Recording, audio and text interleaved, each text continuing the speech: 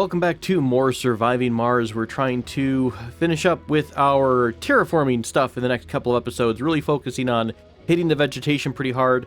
Our atmosphere is beautiful. We have a blue sky, kind of, quasi-blue sky-ish.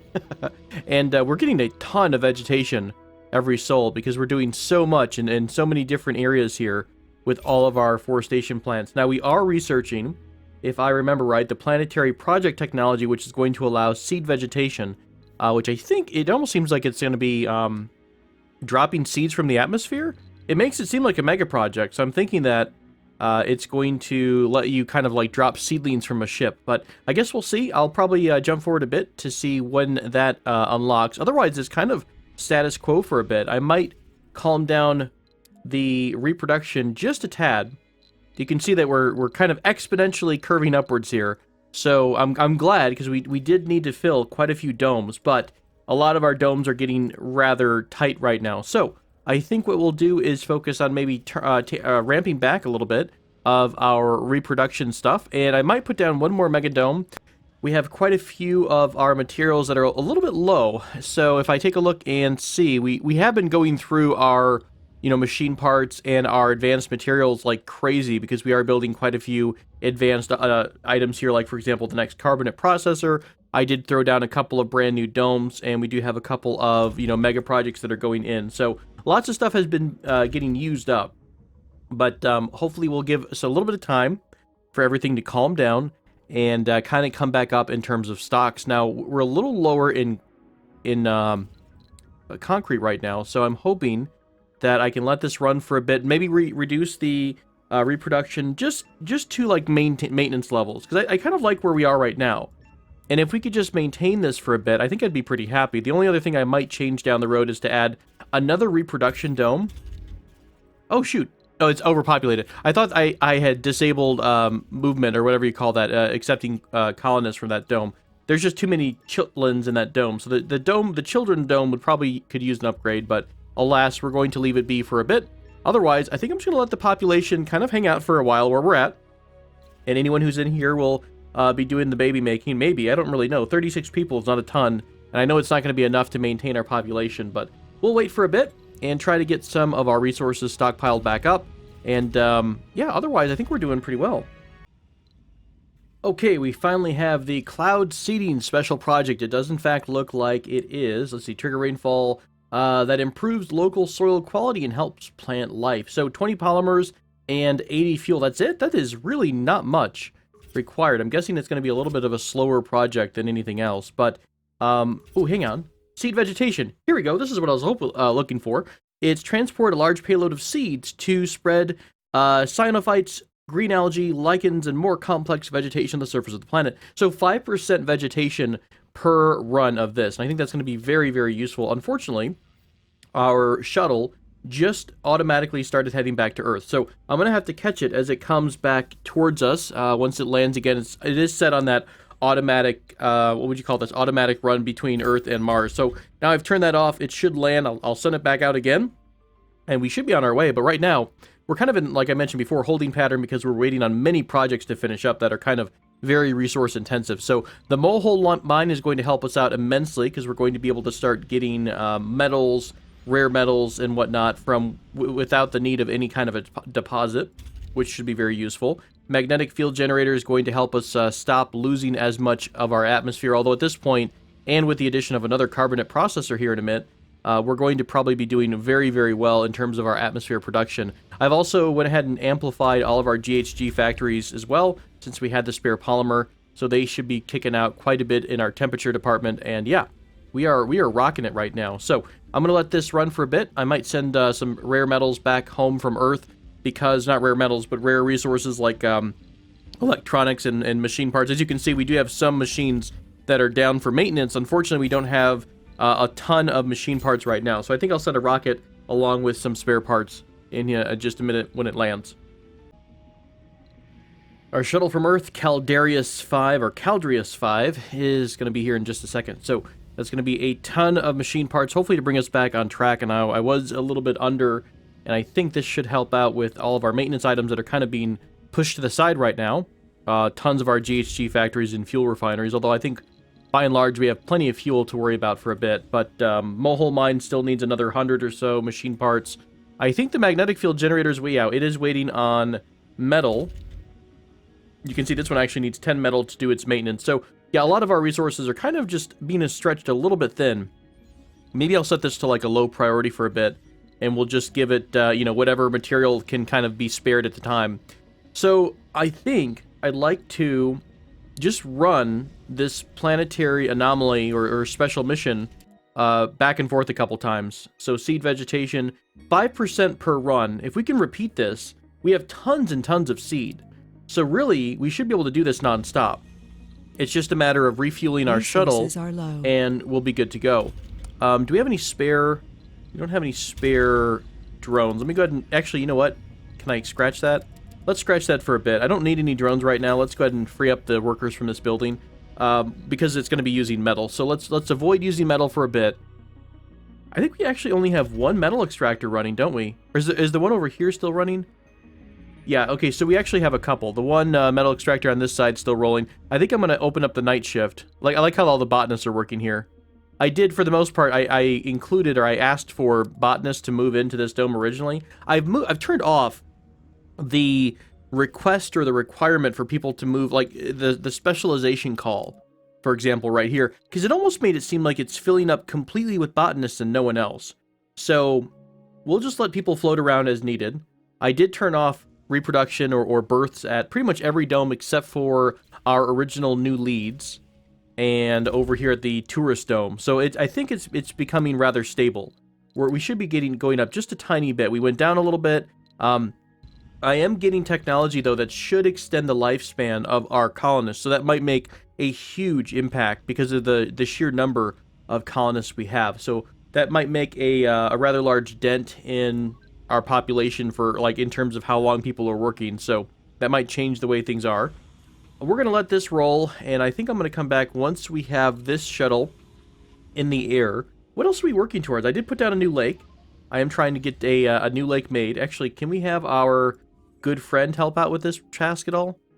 My RC Dozer. I don't really know. We're going to do a new lake in this vicinity because I think everything else is going to start catching up and over water. We're only doing I guess we're doing 0.15 of the GHG, although I think a lot of those GHG factories are down for maintenance. They are. So we're almost double that normally. So I'd like to make sure that we keep our water production going pretty high too.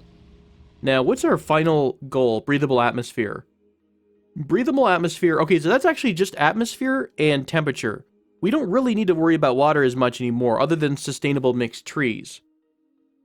Right, so I think at a certain point, you know what, honestly, and I'm trying to think about when is a good ending for the Let's Play.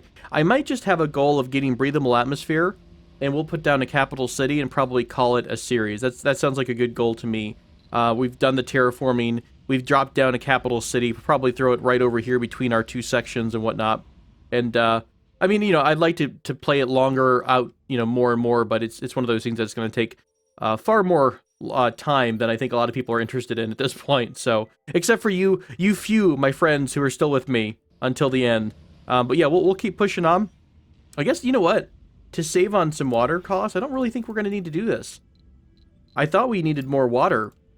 And I don't really think we do, not for breathable atmosphere. It's all about that atmosphere and the temperature. And really, at this point, it's all about the atmosphere. And we're probably going to have to balance that. Yeah, our temperature is good. It's all about the atmosphere. So 2.4 per sol. We're just going to have to keep fighting the magnetic field thing. So we're probably going to have to put down another magnetic field generator and keep kind of trying to have that balance with building up the atmosphere, but preventing it from leaking out.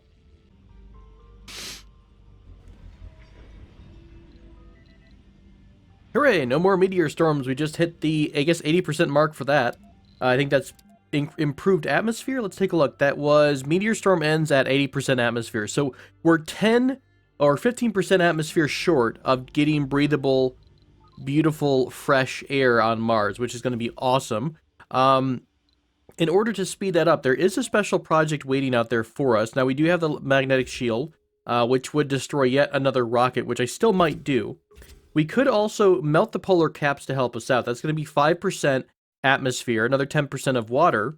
So we could sacrifice a rocket for that too. Now, towards the end of the playthrough, I might be willing to sacrifice my tourism rocket because, you know, well, at that point, we're not really going to have to be worrying about that too much, are we? Otherwise, let's see, the space mirrors for temperature, seed vegetation is a mission that we're actually still on because it's a 4-sol mission. It's a really, really long mission. So I don't know, I'm kind of thinking about melting the caps, launching a magnetic shield.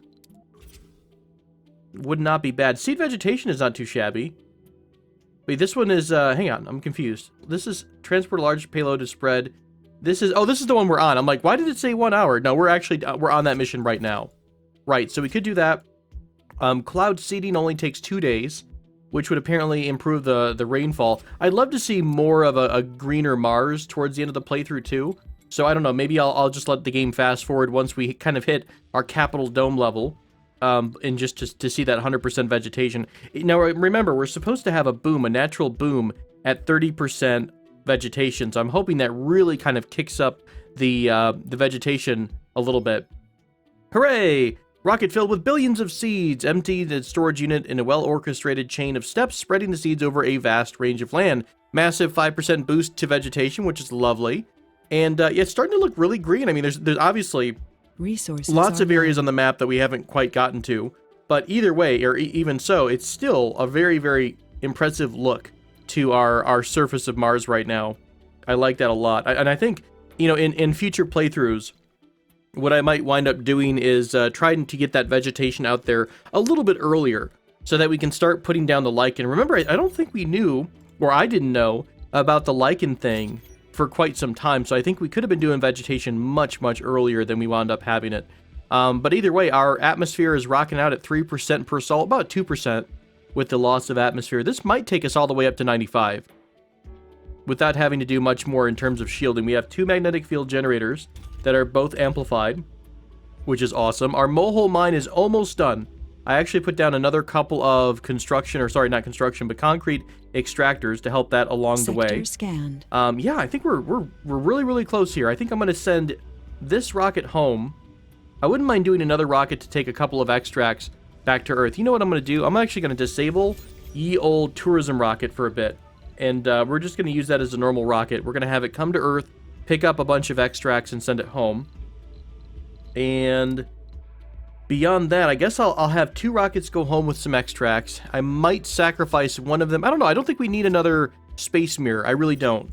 But the nuking the caps would give us a pretty massive boost. So maybe at about 90% we'll nuke the caps and get that final 5% through the help of one of our sacrificial rockets. Wonderful. Our molehole mine has been completed. This is actually pretty cool. So we're going to be getting, holy crap. Now this is fully automated.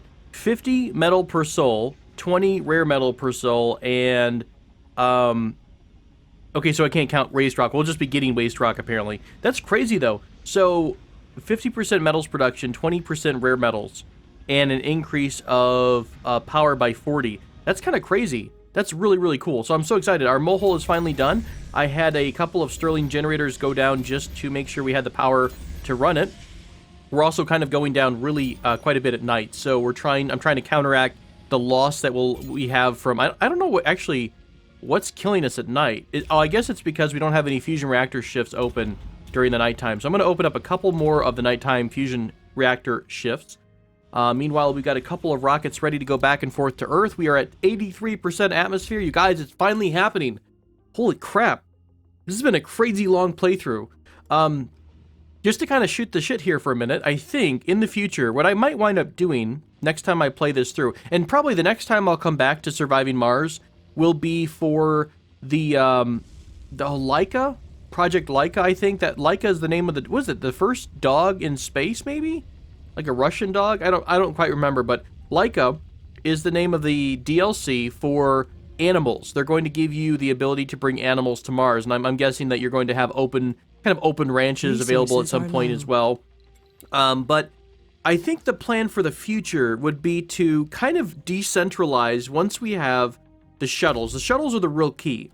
The CO2 jet propulsion lab unlocks the shuttle hub, and the shuttle hub has been absolutely key for me to be able to decentralize and spread across the map to hit all of these different resource points. So I think that's going to be a big one.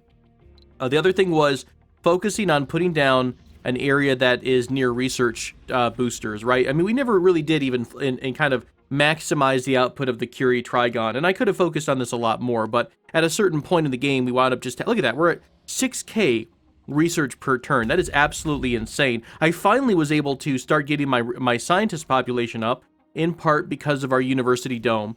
We've been exporting a lot of graduates here, 119 graduates. So if you'll notice that we've got much higher levels of specializations. We've got tons of engineers here in all of the different jobs. And you'll notice that, like, most of my actual factories have engineers like they should. So we have botanists working in the farms again. We have scientists working in the science labs again. So a huge improvement over what it was. Localized terraforming, geoscape. Oh, that's right, the geoscape dome. I mentioned that I wanted to just see what that looks like. Is this a special wonder? Geoscape dome, a slice of Earth on Mars. So this one has a boost to comfort of 25. Oh, okay, apparently it's just, it's a medium-sized dome. Is this a medium? This looks like a medium dome. It increases the sanity of its inhabitants, every soul. A slice of Earth on Mars. It also increases the comfort of everyone within. Holy crap, 300 polymers? For a medium-sized dome? I don't know if that would be... I guess that would be your birthing dome, right? Because you have a massive level of comfort there. That's pretty crazy. I mostly just wanted to see what it was, but at this point in the game, I don't really think we're really focused on doing much else in terms of research. So, I mean, I could obviously complete the trees, and I might even do that. I wanted to put together a little video of kind of a time-lapse of terraforming Mars, and I have a save. Every single episode has a save point.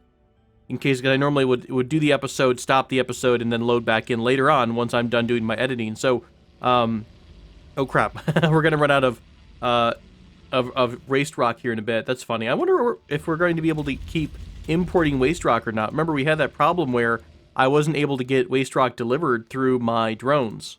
I'm sure that'll be fine. No big deal. I don't know why you actually had no exports turned on. There we go.